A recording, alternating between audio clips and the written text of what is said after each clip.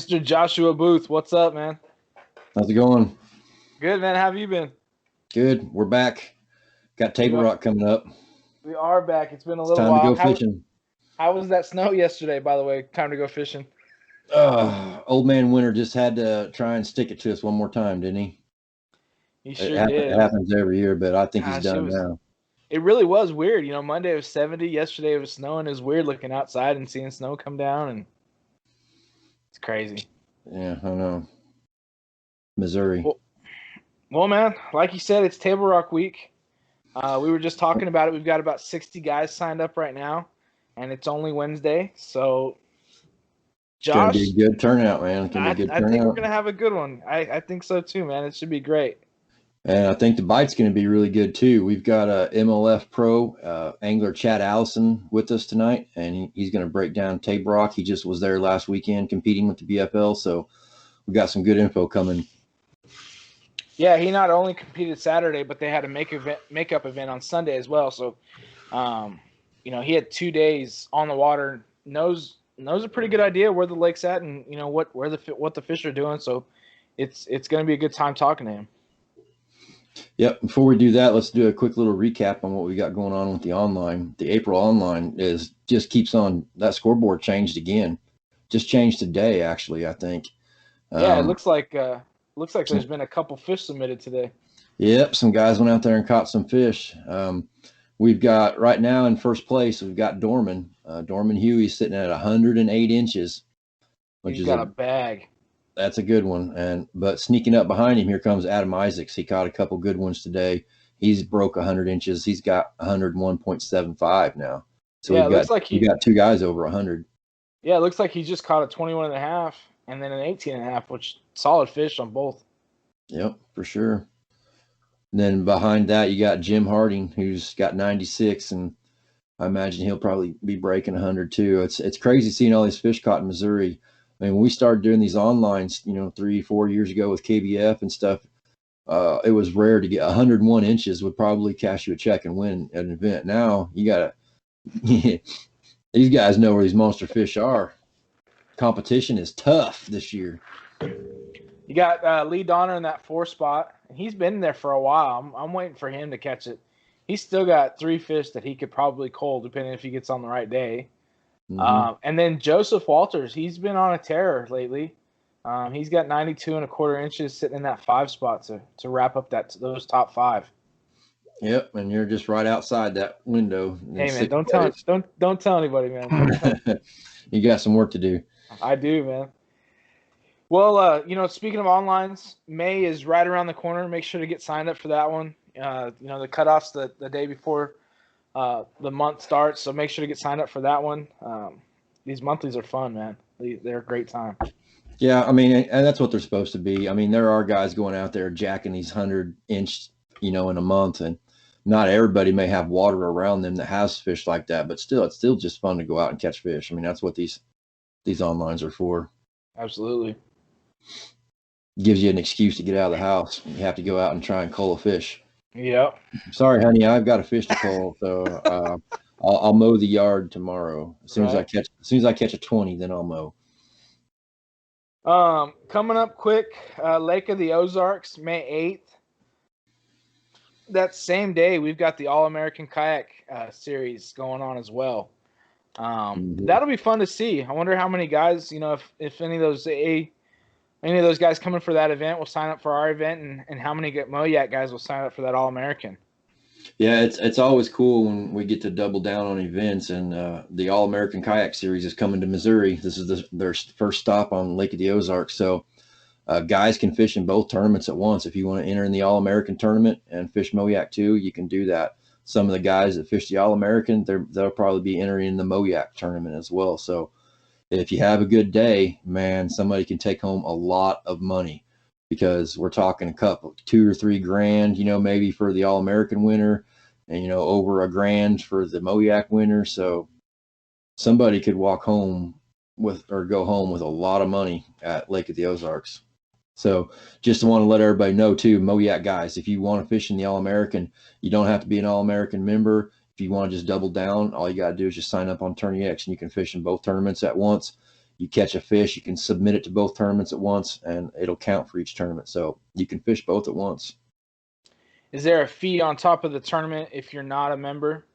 Yeah, if you're not a member, it is an extra fee. I believe it's $20 or $15, something like that. I'd have to look. But yeah, there is a discount if you are a member, and it's not too late to go ahead and sign up as well. If you're interested in fishing the All-American Series, you only need 3 tournaments for Angler of the Year. We've got 3, 6, like 9 on the schedule. So you have a lot of options, and it's not too late to join. So if you want to check that out, look at the website at the allamericankayakseries.com. And I mean, we still have Truman on that schedule for Missouri, and then we also have what was the other one in Oklahoma that's pretty close? Lake Tenkiller. That's not too far away for guys that want to just get out of Missouri and fish in some new water. It's a beautiful lake, great smallmouth fishing, a lot of river fishing. Yes, I mean, if you guys still want to get signed up and chase that All-American, there's 3 events that are really close to Missouri that you wouldn't have to, travel too far and compete. Absolutely. We've also got the River Series starting next month too. Right after that, on May 15th, we kick it off in the Central Region. So 2021 is going. We're rolling. It has been full, man. It seems like once we've gotten going, it's just this, that, and the other going on. And I mean, it's exciting, man. I'm thrilled about it. I mean, you've done a really good job of changing stuff up and making stuff different this year, and I think the guys have loved it. Thanks. I appreciate it. I'm looking forward to Table Rock. Had to change the menu around a little bit. We're going to be having some barbecue chicken and some chips and some sides and stuff. So we'll have some smoked chicken. It's on the menu for Table Rock. Also, on top of that, if guys want to go eat at the Floating Diner, they have a really nice cafe there. That's on the dock. It's out on the water. You can go out there and eat, and they're going to open up for us and give all MOYAK members a 25% discount off anything off the menu. They've got some good food there, especially their breakfast. I love their biscuits and gravy. But yeah, so if you don't want some chicken, you can go down to the Floating Cafe, go sit out on the water, and order anything off the menu and get a discounted price too. So food is covered for Table Rock. Now all we got to do is just everybody's got to figure out how to catch the fish. Man, I think there's going to be some big bags. I really do too. I'm always hopeful at every tournament, but it just seems like the conditions are starting to line up just right. I mean, we should have fish in all stages of the spawn. They should be active. There should be, top water bites, deep water bites. Everybody should be able to catch fish. That's one of the great things about Table Rock is there's lots of areas to go, lots of ways to catch fish. Yeah, so looking at last year, from 5th to 1st, we had Ryan Reed, Lance Burris, Tommy Probst, James Eichen, and Marty Hughes. Marty Hughes won it with 84 3/4. I really think that we'll break that score. For sure. That was a horrible year. That was the flood, wasn't it? Wasn't that when it was? We were up like 20 foot. We were fishing the bushes. It was nuts. Yeah, I don't think it's going to be anything like that this year. We got good water levels this year. Conditions should be just fine. And we'll be able to get some of that information from Chad Allison, who we've got to bring on here, and he's going to break all that down for us. Well, let's do it. Let's get into it, pick his brain, and see what he's got to offer for us, man. Yeah, I'm ready to hear this. Let's bring him on, and right before we do that, let's take a little bit of time and show some love for a couple of our sponsors for the MOYAK Fishing Series. Do it.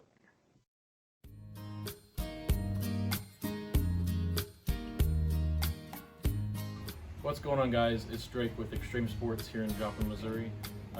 We are a local dealer for feel-free NRS, yak gear, accessories, and I was just wanting to let you guys know we are all wishing you good luck, and wanted to kind of point out some couple things in our store that we've got. We carry Railblaze accessories if you're wanting to rig out your kayak, maybe put a couple different accessories within rod holders, rifle holders, cup holders, sonar mounts, all kinds of stuff. I carry feel-free paddles, I carry yak gear, and I also carry accent paddles as well. They've got some cool handmade paddles. As we move over here in the store, we do carry paddle boards as well and inflatable kayaks. But we, like I said before, we are a feel-free C-Stream and 3 Waters dealer. But we also carry 6 Sense products. So we have 6th Sense fishing products all the way from soft plastics, crankbaits, and terminal tackle. We've got jigs, swim baits, and even some of their new ridge worms, which have been really popular recently too. 6th Sense is known for their amazing colored baits, and we're one of the few dealers in the area, and that's something I just wanted to point out and show you what we got. And we also carry NRS life jackets. So good luck this weekend from Extreme Sports and all our staff here. Have a great week.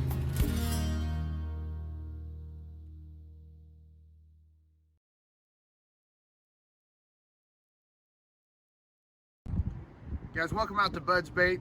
We've been in operation since 1962, family owned and operated. Our philosophy is faith, family fishing. We've been serving the fishing community. This is our 60th year. We'd love to see you at either one of our locations. Proud sponsor of the MOYAK Kayak Series. Good afternoon, everybody. MOYAK Kayak Series coming up this weekend at Table Rock. Here at Bud's Bait, we've got all the bass selection that you could possibly need. A to Z, from Adam Garcia all the way to Z-Man. We got over 13,000 items in stock. Guys, you want to come in and check out our selection. We've got a little bit of everything from crankbaits. We've got your Kitech. We got all sorts of swim bait selection. We've got every single Guggen plastic they've made. You'll see our Guggen swim baits right here. We've also got jigs, so if you're looking for bass jigs for this weekend to flip a jig, we've got your chatterbaits, jackhammers, regular chatterbaits, elites, the new cross eyes. We've got spinner baits, buzz baits, crankbaits, jerk baits. You need a bait, we've got it. Come in, check it out, and go out and win a tournament this weekend. Stock. Come check us out here in Joplin. We're also in Carthage, been in operation since 1962. But you want to stop by, get stocked up. We've got everything. You got even get your catch boards, anything that you need to be successful in your kayak tournament this weekend. We'll see you soon.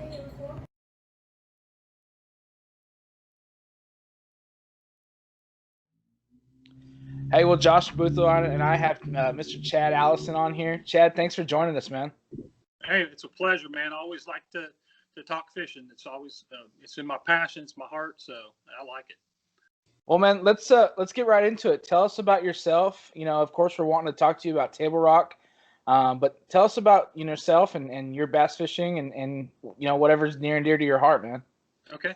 Well, I've been tournament fishing for about going on about 20 years now. So started with team trolls with my dad, and then kind of grown in, started fishing some pro-am stuff, and got introduced into FLW, and that's really kind of where I cut the roots as far as fishing at somewhat professional level, I guess you can say. The Toyota Series, on the boater side is I mean, it's pretty tough competition, and you're paying some pretty big entry fees, and so that's kind of where I'm at now. This is my second year as a pro on the Toyota Series with Major League Fishing. I was fortunate enough out of the back of the boat to win a couple of big tournaments. I won a tournament at Table Rock where you guys are getting ready to head, and then I also won the national championship on Lake Cumberland, which is it sets up just like Table Rock. It's just like to me, it fishes a lot like Table Rock. So that was able to kind of free up and get me some sponsorships and some stuff to help me be able to fish the Major League Fishing circuit. So, how many tournaments a year do you fish, and what's your schedule kind of look like? It varies really from year to year. I try to fish the BFL Ozark division.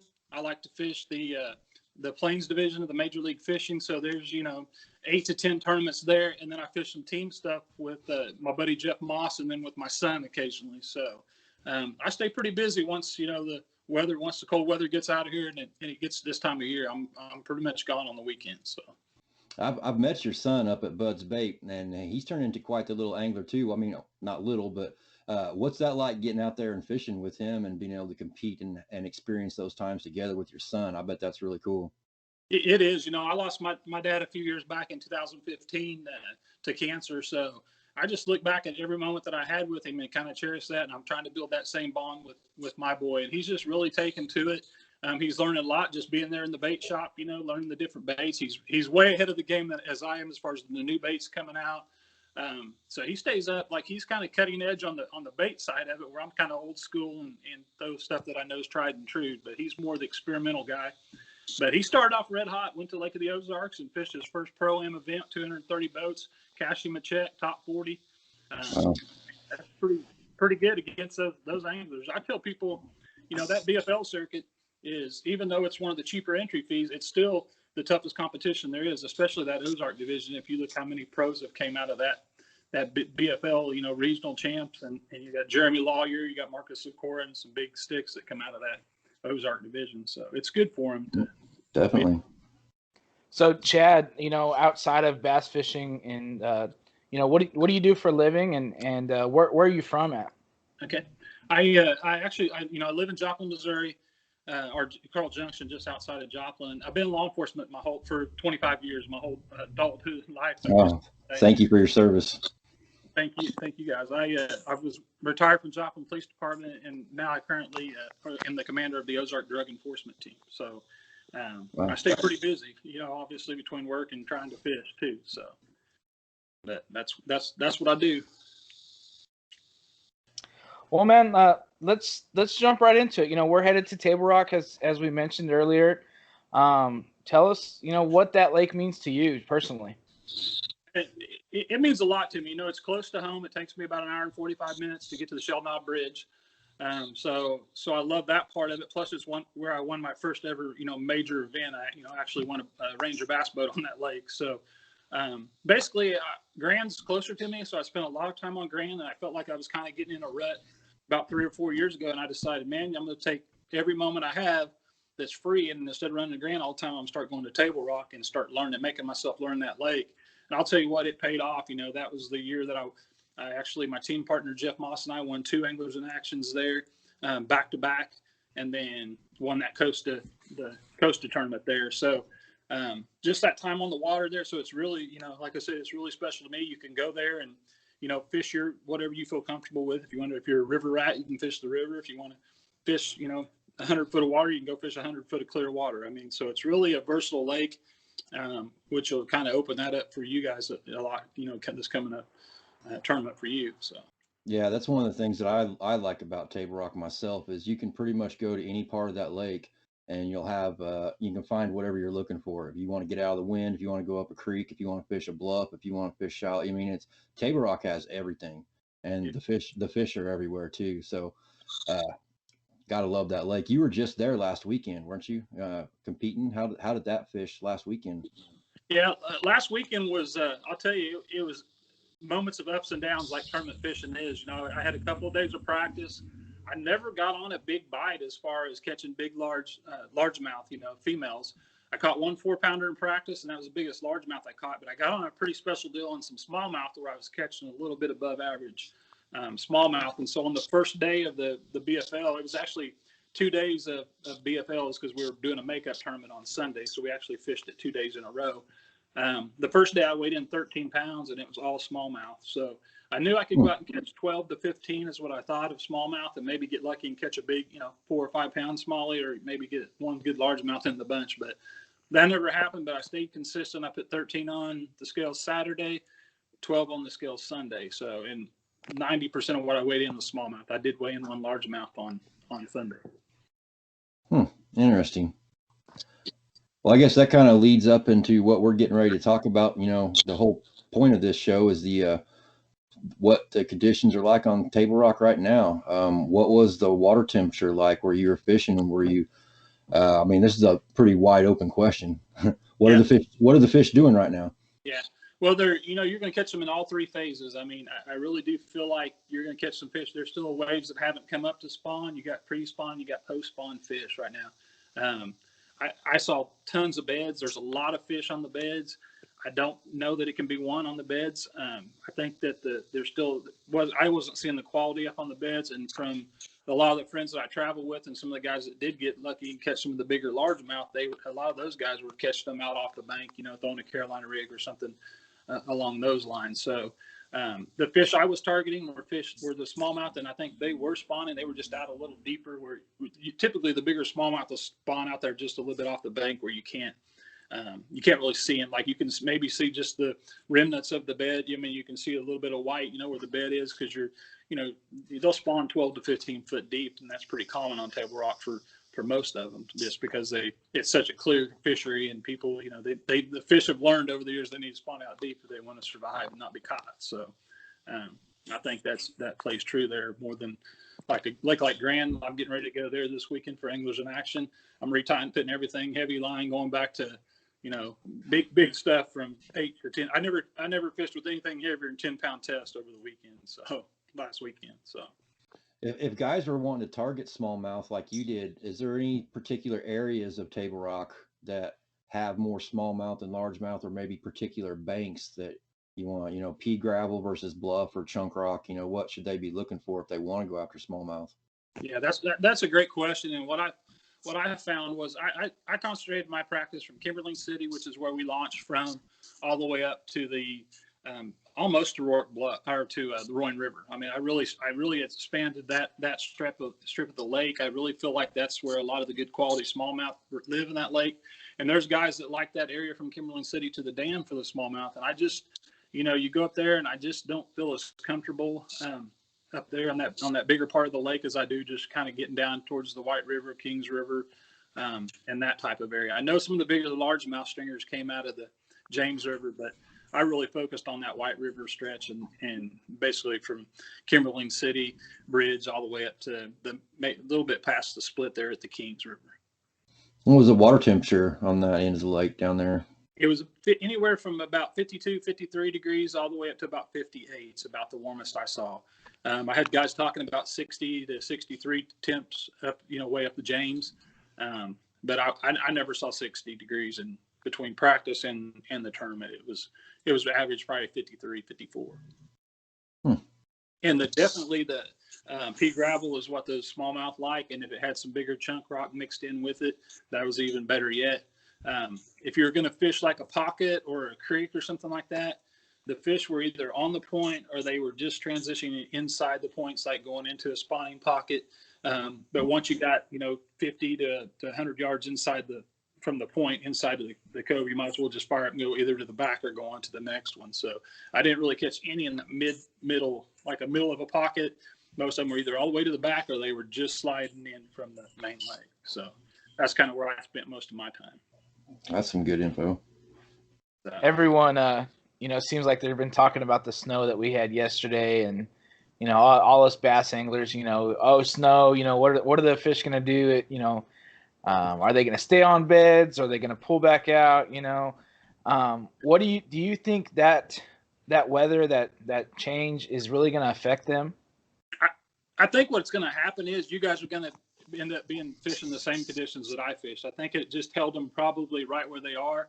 They may have backed up just a little bit deeper. But I don't think they've left. I think once they have spawning on their mind, they kind of they stay there. I think they're used to the Missouri weather for sure. I think they know that, hey, it's probably going to be warm in a couple of days. So I really do think those fish are committed. So I think they're going to be, if they're not on the beds, they're going to be just out just a little bit deeper. So that's where I think, a guy go out and throw a Ned rig or something like that, just out around them spawning pockets. If you want to catch fish, I think that's the way to do it. I don't know if it's the way to win. Like I said, I think the guys that did really well, and I know for a fact they were catching largemouth. So, and I say they eluded me. I caught a couple of decent ones in practice, and then I weighed in one on Sunday. But those largemouth were out just a little bit.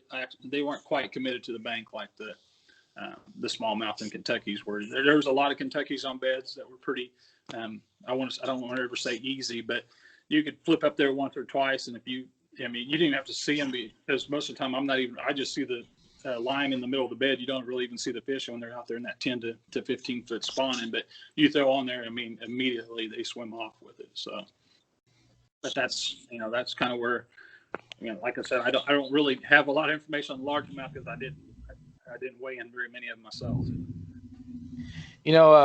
The unfortunate, or I guess the downside to us kayak anglers is, we usually have to pick a creek or, a big pocket or, do our scouting. We've really got to do our homework. We don't have the pleasure of, turning up our motor and getting out of there and going down the lake a little ways.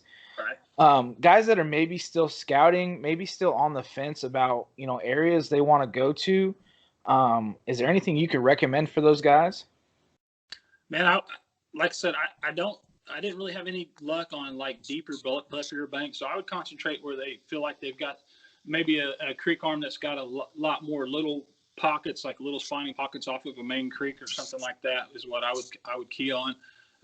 As far as the parts of the lake, I really do think right now the whole lake's in play. I think if a guy has past history there and they know what they like, I think you could probably go break an area down and just, fish what you think's, right in those areas. There's plenty of fish up. I didn't go really anywhere on that lake during practice that I didn't see fish on beds. So I think, that's going to be a common denominator. I think it's whoever's going to find the better quality, the ones that are a little bit bigger. And like I said, I got lucky, but most of my bigger smallmouth, I was catching some on a wigglewort crankbait. On the clear, when it was clear outside, I don't know if you guys can see that okay, but it's just a wiggle phantom. It's the clear phantom wigglewort. I don't know that it mattered too much. A couple of my co-anglers behind me caught a few on some other colored wiggleworts. When it was cloudy, I was using like something with a little orange in it and a solid colored wigglewort. A lot of guys thought the wigglewort bite went away, but those big smallmouth were still chewing on it. Every one of them, on the first day I had 2 over 3 pounds, and they both just choked the wigglewort. So don't give up on that bite. I mean, my advice to you guys going out there, don't give up on that wigglewort bite. I didn't catch anything on a chatterbait, which really surprised me this time of year. So I would hate to tell somebody not to throw it but it was just really, I felt confident that I was going to catch something on it. But I like to cover water when they're on the beds with it. I threw every color that I had in my boat and never caught anything on it. So, but the wigglewort definitely produced. I'm gonna promote one of my baits a little bit. This is the Allison Ajax. It's just a swim bait head that I use on the Alabama rig, or just a single. What works if you really get to where you're not catching anything, I would put one of these on with a Kitech 3.8 and just throw it. You throw it up around those beds, they're going to eat it. I put a little chartreuse on it, maybe a little bluegill look to it, and you throw it around the beds, they'll eat that. Also, this year picked up a new sponsor. It's Motion Jigs. Ooh, those are good. Yeah. So this here so far, this is the little flipping jig, peanut butter and jelly. When I got around some little bit of on Table Rock, there's several little lay downs, and at the end of those lay downs, there was beds that you couldn't see, and I would throw this up in the lay down. They'd eat that with a little rage menace on the end of it, and then also the little finesse jig that they have out. It's a little 7/16, and this is the green pumpkin with the purple in it. And I was just trying to look like a perch. I mean, those fish hate those perch this time of year, so or bluegill this time of year. So you just throw something that looks like a bluegill up there close to them beds, and good chance they'll eat it. So. Chad, I just fortunately got on with them as well as their brand ambassadors, and that's the last few weeks in a different lake I've been catching them on those jigs, but they do make a good jig, and I'm glad to know that I've got some ordered and they're on their way. Yeah, exactly.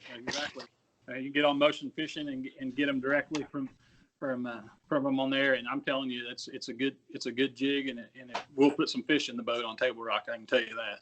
Yeah, they're local too, which is awesome. Yes, they're good. So this is my first year using them, and I'm really liking what I'm seeing with them. So, absolutely. So, other than a jig and like a Carolina rig, are you dragging anything else? You mentioned the Ned rig earlier. Yeah, the Ned rig is just a fish catching thing. One of the guys that travels with me, he top 10 both days on the co-angler side out of the back of the boat, had 14 pounds both days, and caught every one of them on a Ned rig. So behind his boat. So that's crazy. Yeah, that's it's just tried and true.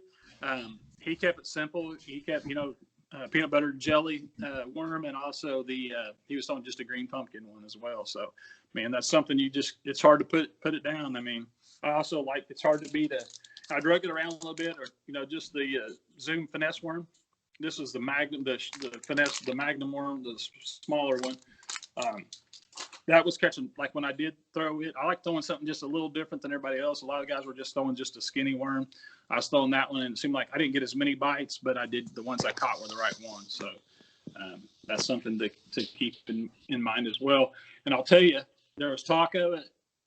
Take it for what it's worth, but I know a lot of guys that concentrated on topwater bite the whole tournament, and weight didn't limit. One of the co-anglers that fished with me on the first day, he blanked when he was with me, but the second day he went out, and he said he pulled in a pocket, and in 30 minutes he caught 14 pounds on topwater. Wow. So it's my kind of fishing right there. Yeah, no kidding. It don't happen to me like that, but I'd have been in bad shape because I didn't have top water in my boat that day. So, but anyway, so don't leave your top waters at home. I guess if I'm going to give you something there, but I didn't catch him, but he wasn't the only person that I talked to that was targeting top water fish. So there's some schoolers out there. So you guys should have one ready there in the kayak with you for sure. It sounds like it's shaping up to be really good this weekend. We could get a good bite on Saturday. Yeah, I think you guys are going to hit it perfect because we've had this kind of cold little snap now, and then the weather's just gets better and better each day. It looks like for the rest of the week. So I really think it's going to warm up and get right. So that's what I'm hoping at Grand. I'm hoping I fished the MLF, the Toyota Series there a couple of weeks ago. Had 17 pounds the first day. Then went out the second day, only had 2 keepers. But I'm hoping those fish are still around those areas because I'm not going to get a practice because of work this time. So I'm just going to go down and fish it. But I'm hoping they stay pretty close there. But I think it's going to get better with this, obviously, with the warming weather. So. What's the biggest one day bag you've ever had on Table Rock?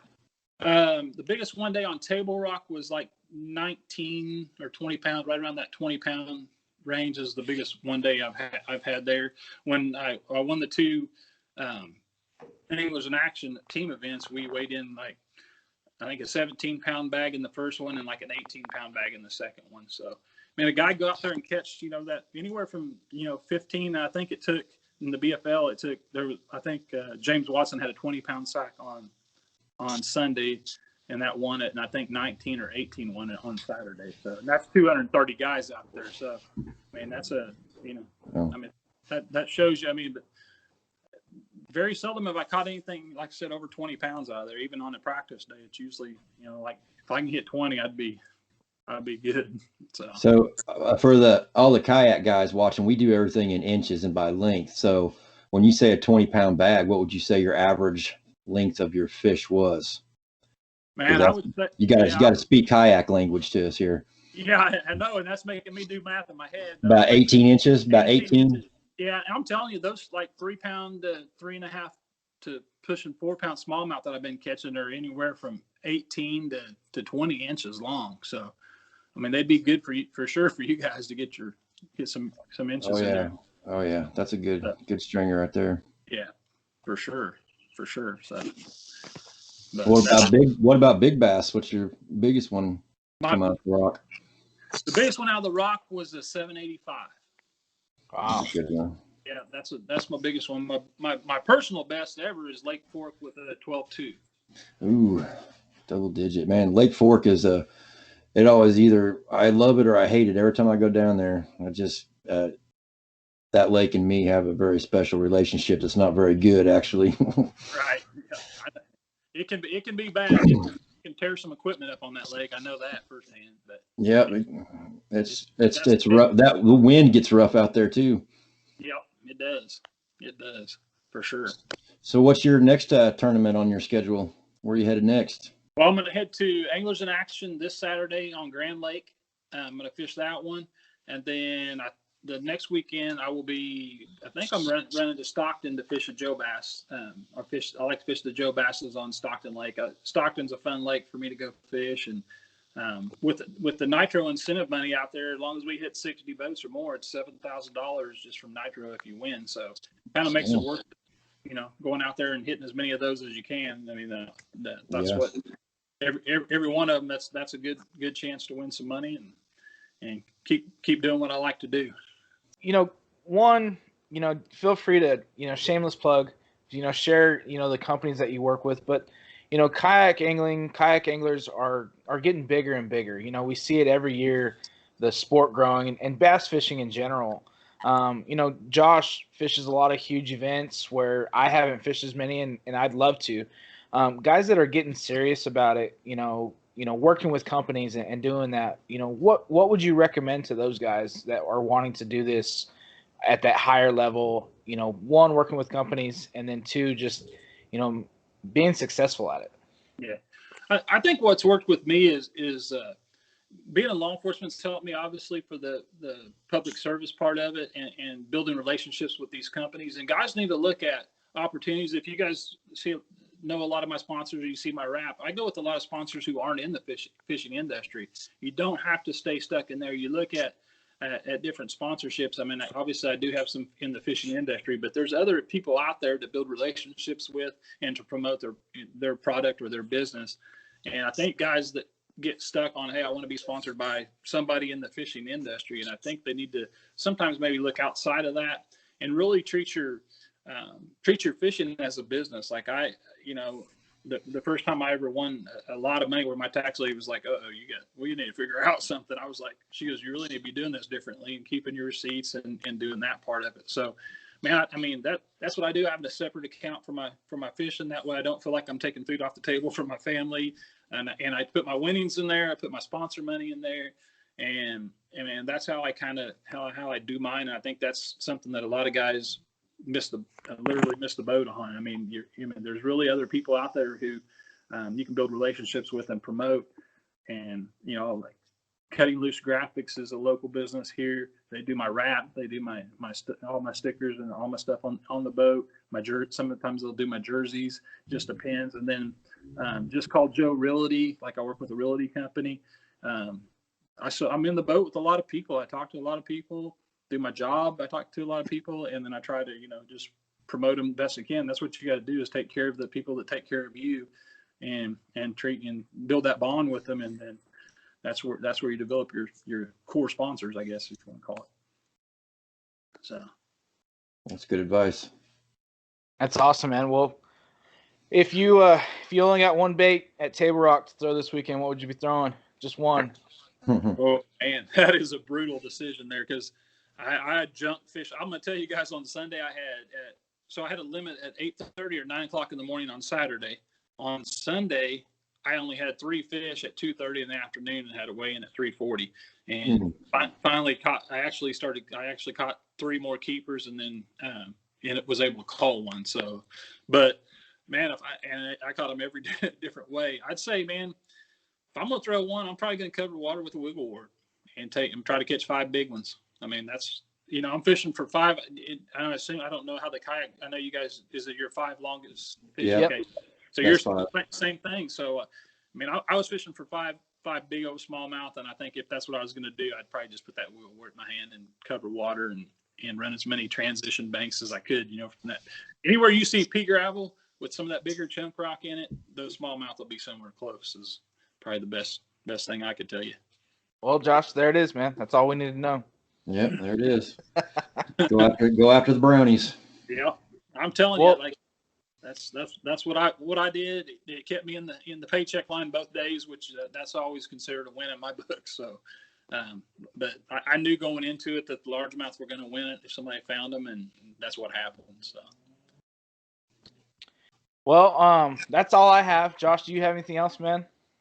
No, I appreciate everything you've done, Chad, taking the time to talk to us, and you've given us some great information for the guys to work with, and I appreciate it. Thank you. Yeah, no worries, man. I hope it helps you guys out. Absolutely, man. Thank you. Awesome. Thank you guys Chad? for the opportunity. Oh yeah, thank you, man. We really appreciate your time. Good luck this year. Hope you tear them up at Grand Lake and the rest of your season. Thank you, guys. We'll see Thanks, you. man. See ya. So, Josh, if I was going to take Chad's advice and just throw one wiggle wart all day long, where do I go get an original wiggle wart? You can get those at Bud's Bait and Tackle in Joplin, Missouri, and Carthage.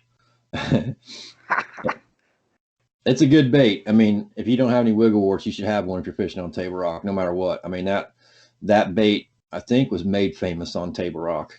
The rock crawler was an imitation of that, which is a great bait too. So, yeah, if you're heading to Table Rock, you probably want to have a wiggle wart tied on, no matter what time if you could pick just the one, the rock crawler or the wiggle wart, what would you go with?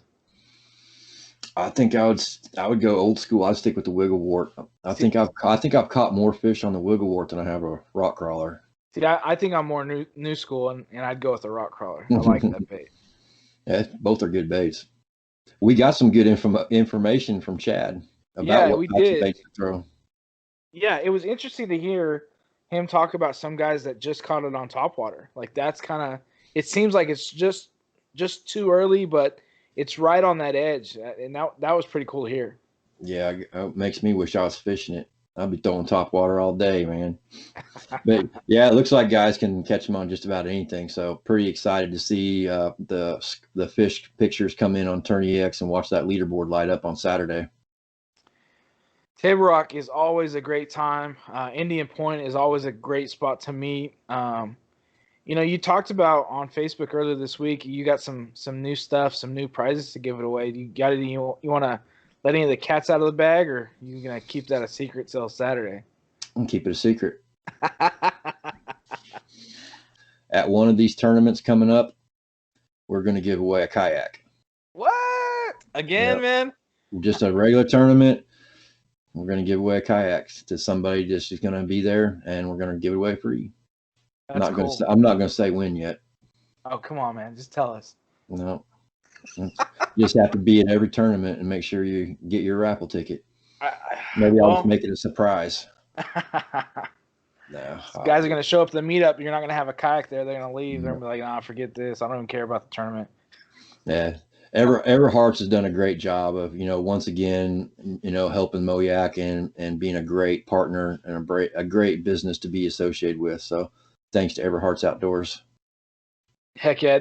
That is the spot. They just recently redid their whole, all their bait and tackle and stuff. And I mean, it's just a spot, and you wouldn't, knowing or thinking about Missouri, you wouldn't think of it as a kayak spot either. But they have so much stuff for kayaks, like just the amount of accessories, the kayaks in general, paddles, life jackets, Yak Attack stuff.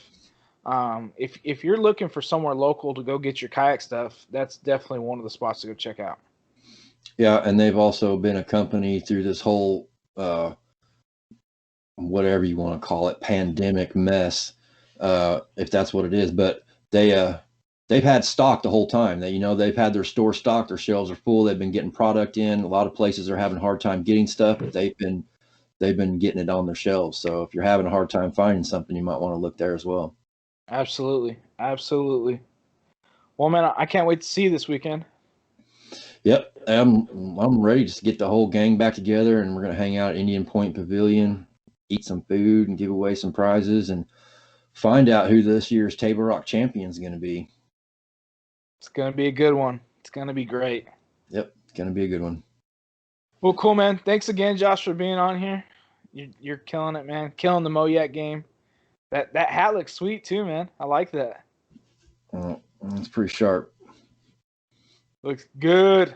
There'll be another option to purchase these hats before this year's up too. So we'll have another run. That'd be good. Those guys didn't order the first one and checking stuff out, and then get in there and order some more, and that'll be sweet. And if I've already ordered some and they haven't picked it up yet, I'll have all that stuff at Table Rock along with any membership packs that anybody has yet to pick up as well too. So see y'all at Table Rock. See you there, man. Thanks, Josh. See ya.